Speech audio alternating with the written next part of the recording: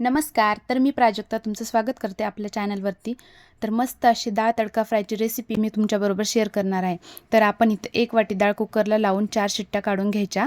आता मीडियम साईजचा कांदा, 1 टोमॅटो, मिरची बारीक चिरून घ्यायची आणि लसूण अद्रक वाटून घ्यायचं. आता कढईमध्ये तेल टाकून तेल गरम झालं की त्यामध्ये आपण जिरी, मोहरी, कढीपत्ता, अद्रक, लसूण टाकायचं.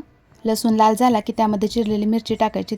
नंतर चिरलेला कांदा त्यामध्ये टाकायचा. कांद्याला हलका सोनेरी रंग आला की त्यामध्ये टोमॅटो टाकायचं. नंतर मीठ, थोडीशी हळद आणि धनेपूड टाकून सगळं मिक्स करून त्यामध्ये आपण ही शिजवलेली डाळ टाकून घ्यायची.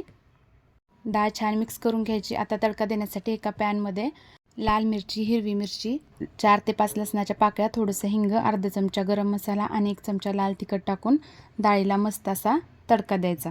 तर तुम्ही नक्की ट्राय करा. ही रेसिपी तुम्हाला कशी वाटली मला कमेंट करून नक्की सांगा. व्हिडिओ आवडला असल्यास व्हिडिओला लाईक आणि आपल्या चॅनलला सबस्क्राईब करा. Bye bye.